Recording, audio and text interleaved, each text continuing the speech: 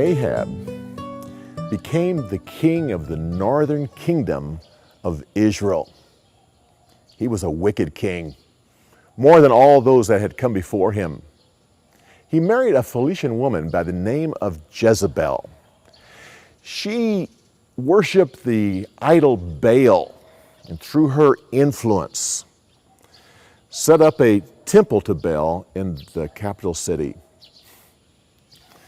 The prophet Elijah came to Ahab and said, "Thus saith the Lord, because of your wickedness, it will not rain in Israel until I give the command."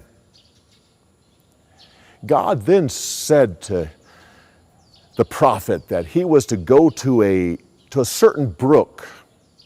The Lord said, "I have already told the ravens to bring you food."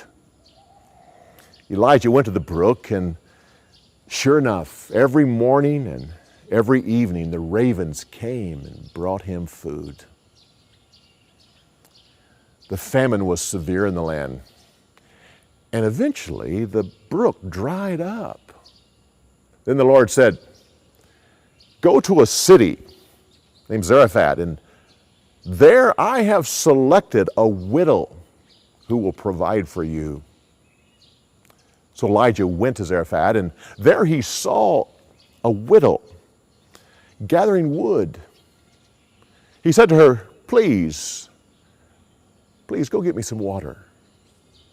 She turned to get the water, and then he called after her, and with the water, "Bring me a little bit of bread."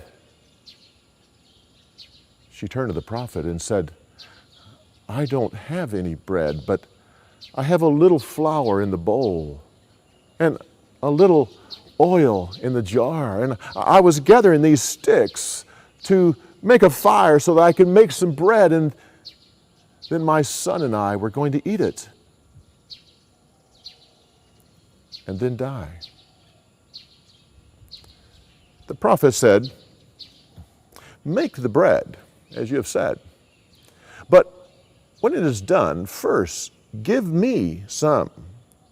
Then you and your son can have the rest. Don't be afraid to do what I say, because the Lord has said that the flour will always be in the jar, and the oil will always be there." So the widow decided to do as he said, and she made the bread and first gave him some. And it was just like the Lord had said. There was always flour and there was always oil until it rained upon Israel. She made an apartment for the prophet in the upper room, and he stayed there. Time went by, and one day the widow's son was sick. The sickness got more severe until finally he died. The woman said, "Oh, man of God, why have you come in my home? Was it to expose my guilt and so you could take my son?" The prophet said, "Bring the boy to me." He then took the boy and went up to his apartment and laid him on his bed. And he prayed, "Oh Lord God, why have you brought me into this woman's house and then have taken her son?" He then laid across the boy and he prayed, "Lord, bring life to this child." He then stood up. He laid back down across the child and said, "Oh Lord God, bring life to this child." He then stood up. Once again, he laid across the child and said, "Oh Lord God, bring life to this child." He then stood up again. The boy started breathing.